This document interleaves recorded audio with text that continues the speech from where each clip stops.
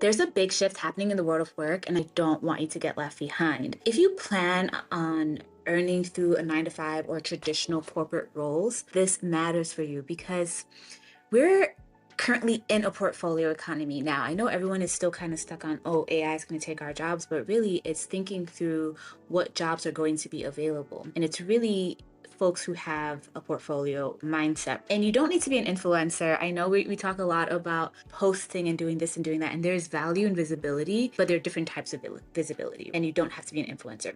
You also don't necessarily need to start a business. You need to take charge of your own career, but you don't necessarily need to be a business owner in that like very tactile sense, right? However, you do need to understand the value you're selling, the impact that you generate. Because if you can't articulate your value, the market will happily do it for you. And I just saw this thing about how this woman was saying how she loves when someone can come in the room and just set the tone of who they are before anyone can even put anything on them. And in the world of putting your value out there and exchanging it for a salary for money, if you do not put your value out there loudly and clearly, folks who are then cutting the check will lowball you. And we do not want that. I don't think most people hear this enough.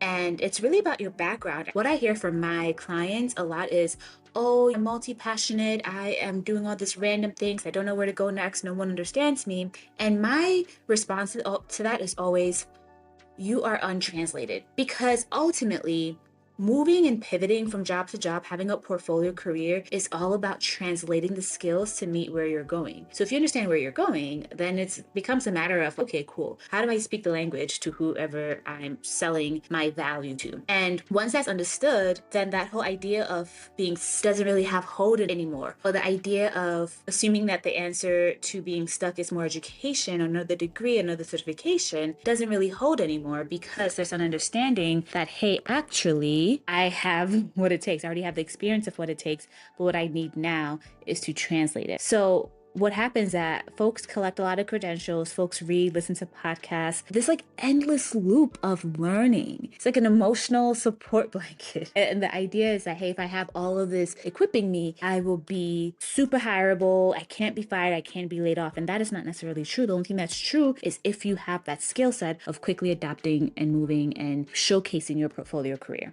And I've been there. I started out as a school social worker. I pivoted a few times from a school social worker to working in a ton of different industries. And now I currently work as a change management strategist and facilitator in SaaS or the tech world. And I did all these pivots and I raised my salary and my earnings, not by starting over each time I pivoted, not by abandoning my past or even acquiring new degrees. I got here by learning how to translate what I already had. The first thing I had to understand was my through line. The skills I had been compounding across roles and industries every time I pivoted. So that looked like stakeholder management, systems thinking, change facilitation. I got my reps in across nonprofits, higher education, local government, ed tech, and now SaaS. And I want to offer that, yes, I'm multi-passionate, however you say that, but some people might see that as being random, and I don't see it that way. I see this, my skill is compounding. Once you know your skills, you can highlight projects that show impact in the new industry that you're going to. Because I think a lot of us are familiar with the Malcolm Gladwell concept of, I think it's 10,000 hours. He says you have to do something 10,000 hours to be really good at it. And I think sometimes at least for me, when I first heard it, I was like, oh, like I have to put in the rep in the same way 10,000 times. And it's actually no. As I mentioned earlier, some of the skills that have compounded for me over time is systems thinking and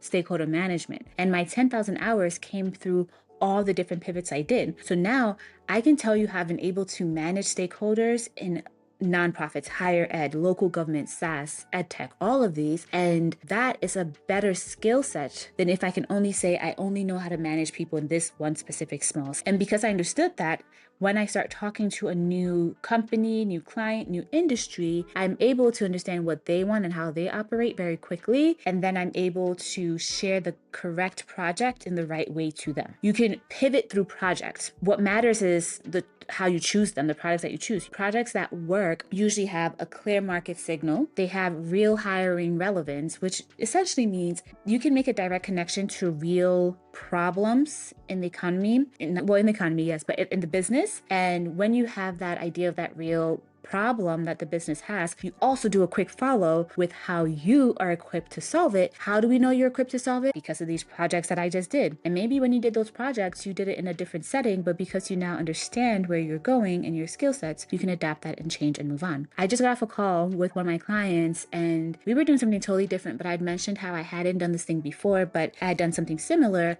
and I was able to learn quickly. And in the chat, the lead project owner was like, learn so quickly. And I love that. And I don't know if y'all just heard that. We have peacocks and they sound so loud. So hopefully it wasn't captured on audio, but said, oh my gosh, April learned so quickly. I didn't have to say that. It was unprompted, nothing, but it was validated by a number of people in the chat. What does that tell me? That tells me that I am signaling to people that, hey, I understand your problem. I will figure out your problem. I will learn whatever I need to learn to fix it and move on. Why is this important? Because as someone who pivots so much, I do not walk into every single room knowing every single thing, but I will walk in there showing you what I've done in the past, and I will learn quickly and move forward. And I think that's what really, really matters. And when you're able to showcase that through your resume, through your LinkedIn, through your networking events, etc., that's when hiring managers pay attention. That's when interviews start to feel easy, because projects only work when they reinforce a clear story that market already understands. You're making it easy for them. So here's what I see over and over. People understand their skills intellectually, but might struggle to sequence them into a believable pivot story or decide what's actually aligned versus just interesting. And lastly, people struggle with pressure testing their narrative against the real hiring signals, aka the things that people actually care about, and will say, yes, bring them on board, whatever they negotiate, give it to them. Right? So people stay stuck, not because they lack any talent, but because of maybe a lack of strategy sometimes. So if you want to work through this on your own, I built the job secured playbook for you, so you can grab that in the description below. It has templates, scripts, frameworks. I use it myself, and I use it to help other people. I love when I get emails of, hey, this is what I did. This is a template I used. Look at the response I got. I now have the job or the contract that I'm looking for. I think that is so powerful, because sometimes, I know for me, I just didn't know, and someone had to teach me. I paid a coach to help me out. So it's all about helping people translate their backgrounds without going back to school. So that's the job secured playbook. And if you want help applying this to your specific background, your goals, your constraints, book a call with me. Let's talk through what you are navigating, what your specific knowledge is, what your zone of genius is, and then map out a plan to make sure that you are getting where you need to go.